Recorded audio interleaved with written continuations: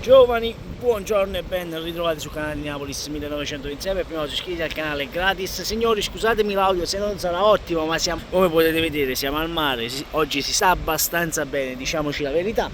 Allora, ci sarebbe da parlare anche delle partite di ieri, ma vediamo un pochino come organizzare la giornata perché sono fuori casa.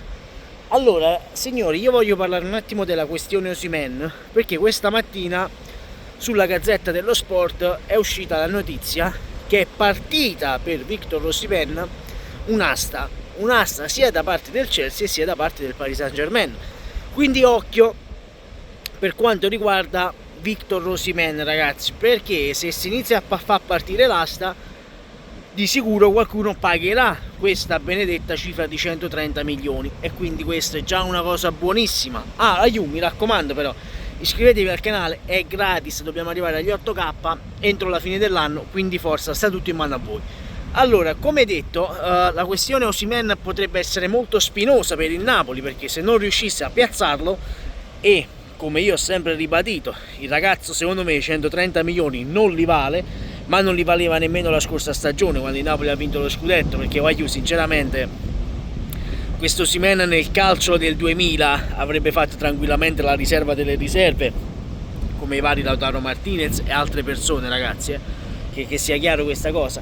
Ecco, però poi è uscita anche la notizia che il Napoli dovesse andare via Victor Osimhen, il Napoli potrebbe optare per Romelu Lukaku. Ecco, io allora mi voglio collegare un attimo a Romelu Lukaku, perché secondo me la questione Conte-Napoli non è del tutto scomparsa dalla vista dei radar di Aurelio De Laurentiis, perché sappiamo che Romelu Lukaku è un pallino proprio di Antonio Conte.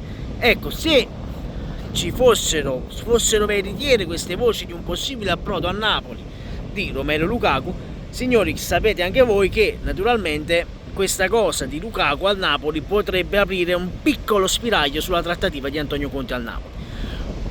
Antonio Conte che noi l'abbiamo già detto e ribadito, è il prescelto dalla piazza del Napoli.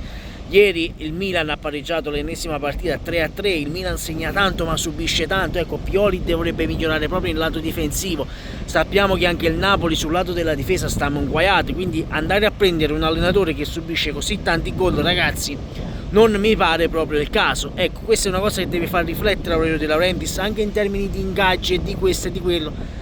Non stare a guardare l'ingaggio dell'allenatore, perché se poi lui ti fa vincere qualcosa, ti fa vincere una Coppa Italia, uno scudetto, una Supercoppa, quel che sia, comunque c'hai un ritorno anche di immagine, perché tu hai detto il Napoli è nella top 20 club d'Europa, e questo è vero, questo lo dobbiamo soprattutto ad Aurelio De Laurentiis e all'operato anche di Giuntoli, ragazzi. Non nascondiamoci dietro a un dito, perché Giuntoli ha fatto bene finché è stato a Napoli, non ha sempre portato grandi campioni come ci vogliono far credere, questo è anche vero.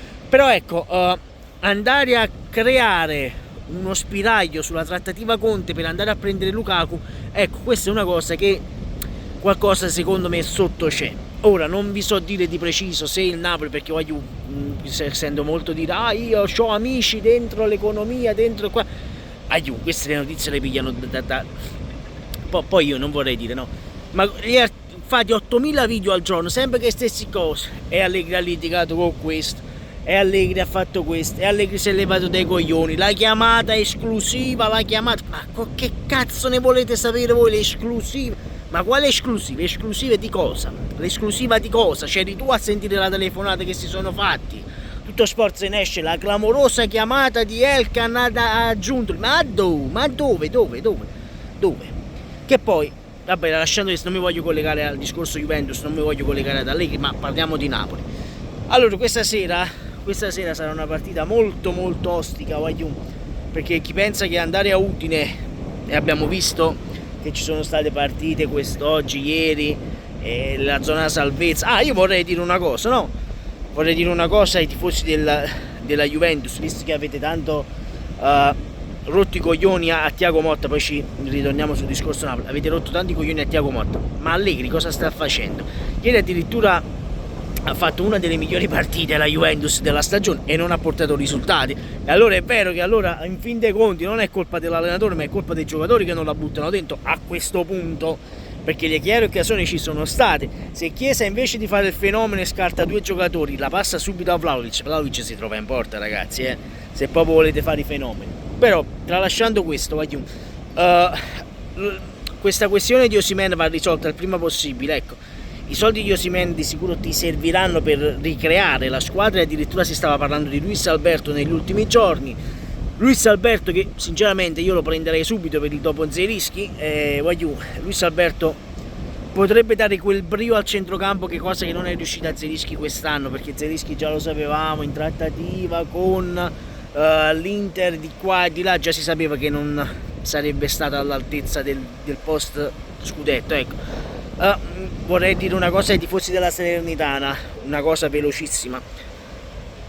Ieri sapete tutti che c'è stata la proiezione del film del Napoli dello scudetto in tutte le sale, non penso d'Italia ma penso della Campania, no? Comunque addirittura è stato il film più visto a livello nazionale, quello che ha incassato di più, quindi ottimo. E vorrei dire una cosa ai tifosi della Salernitana, perché ieri sono apparse delle foto fuori all'hotel, al cinema, scusatemi, dove si doveva guardare il film del Napoli, con le scorte della Polizia di Stato che presidiavano, ragazzi, il cinema, proprio per non far vedere ai tifosi napoletani residenti a Salerno il film del Napoli. Ma io vorrei dire una cosa, no? Ma con tanto pensiero che ci stanno, ma voi vi mettete a rompere i coglioni alla gente che si vogliono andare a vedere un film? Avete rotto il cazzo l'anno scorso a non far festeggiare i napoletani che erano a Salerno, perché se no li mazzavate di botte e state ancora continuando. Basta, chiudiamo questo discorso, perché è inutile, sono cose inutili, è una cosa assurda. Io veramente trovo assurdo questo. Io non posso andare a vedere un film perché tifo Napoli, però le bandiere dell'Inter sono state esposte, quindi nessuno ha detto niente. E allora chiudiamo un attimo qui il discorso veloce. Allora veramente siete strunzi. Ecco, vorrei dire solo questo.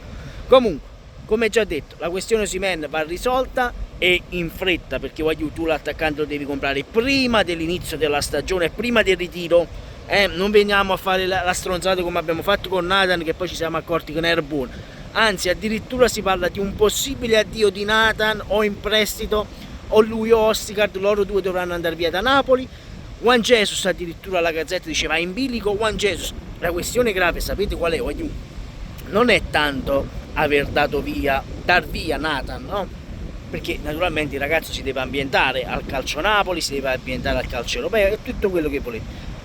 Ma la cosa grave, e questa è grave, che nella situazione che veramente trovo ridicola, è che il Napoli ha messo in dubbio Juan Jesus che doveva essere ritirato questa stagione. Tu hai preso Juan Jesus e gli hai detto: oh, stai un attimo in stand by, vediamo un po' come vanno le cose. Cose assurde, cose veramente assurde.